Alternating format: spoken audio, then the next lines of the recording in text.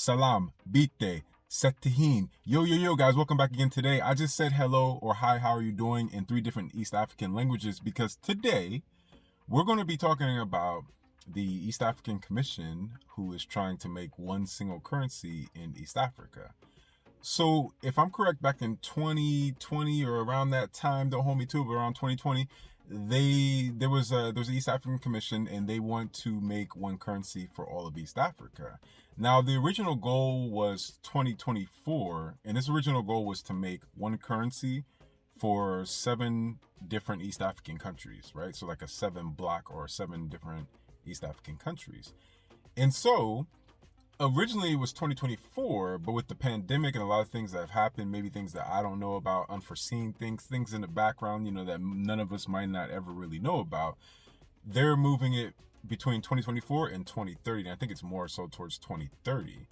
Now it's very interesting because, as we already know, there was a push, and to some extent still is a push, to make one currency in West Africa. And then obviously there's been attempts by people before to make one currency in all of Africa, right?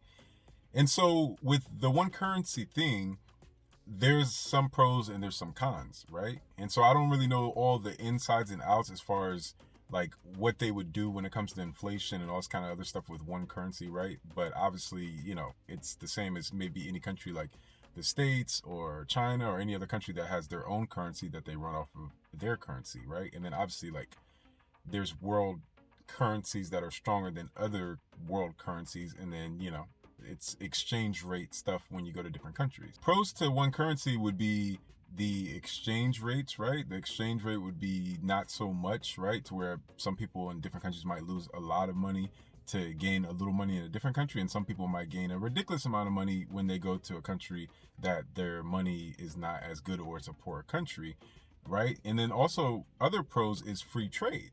You will be able to have free trade or minimal taxation on trade going back and forth. Obviously, if it was one currency, of course there's different countries, right? But if there was one currency, there would be a more free flowing of trade between different countries, right? The cons would be, let's say for example, right, one country, right, within the 7 country East African bloc, one country or a couple other countries, right, whatever currency that they're using is strong, it's doing good.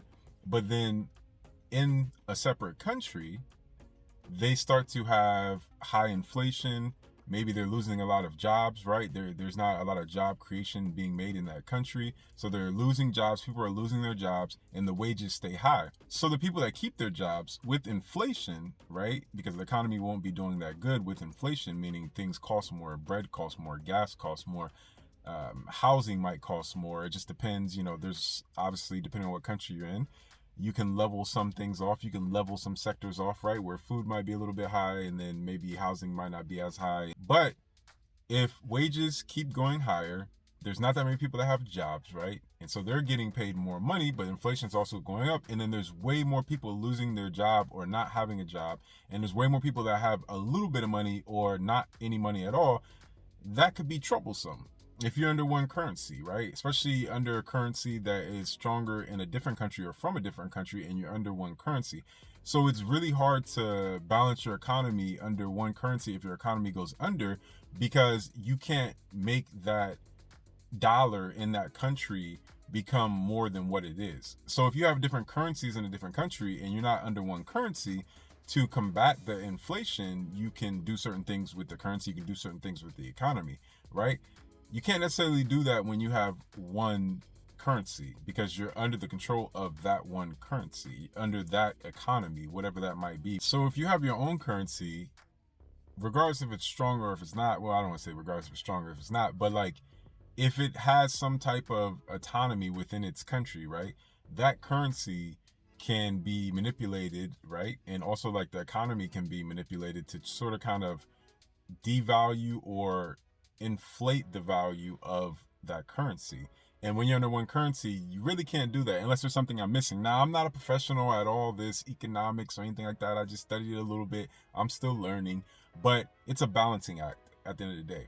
And if you're under one currency, for the most part, from what I'm aware of, it's very hard to do that balancing act with your economy, if you're pigeonholed to a currency in another economy, or at least a currency of whatever economies are doing better than you, right? It's sort of kind of like you're all in one level playing field at that point. Like if they're doing good in this country, but your country is doing bad, right, with unemployment, with poverty, things like that, this money is still going to be this much. Like there's no getting away from that. This whatever dollar that you're using, right, whatever African dollar that you're going to be using, that dollar is still going to be that dollar and that value in the country. So of course, naturally, people that can have it or get it are going to be able to keep up somewhat with inflation, hopefully, right? But then the people that don't, it's just going to create a worser and worser scenario most of the times.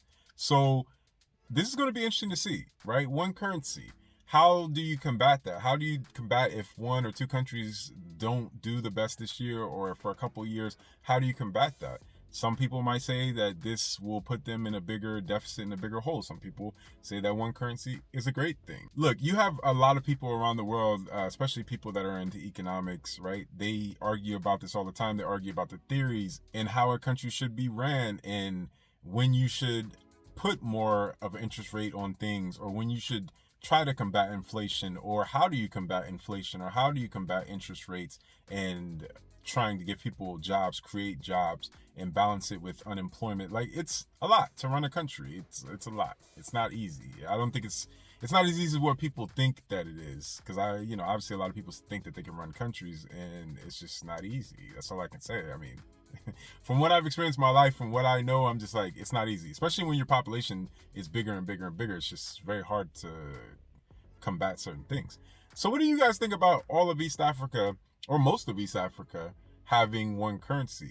I think it would be interesting to see if this happens, how that will help, right? There's pros and cons to having one currency, but I think that when they do it, we're going to see what happens to some countries that might not be, as good economically as other countries. And it's interesting because I know a couple of countries, right? Like Rwanda, if I'm correct, Kenya, and Somalia is going to be there as well. That's sort of kind of what I said the greetings at the beginning. But Somalia is going to be in there, or at least they're having talks with Somalia, so Somalia can actually be in this one currency area too. So what do you guys think? Do you think that all of East Africa or all of Africa should have one currency? Do you think that? Or do you think that every country should have multiple currencies? Or do you think that all of Africa should have maybe less than 10 currencies, right? So if you like this video, please like, turn on the bell notification, and also subscribe so you get all my videos. Add me on all social medias, which is African Network, which is Instagram, Twitter, SoundCloud, Facebook, Snapchat, and TikTok. Each one teach one. Always love each other. Always learn from each other. And yo, guys, until next time, peace. One love.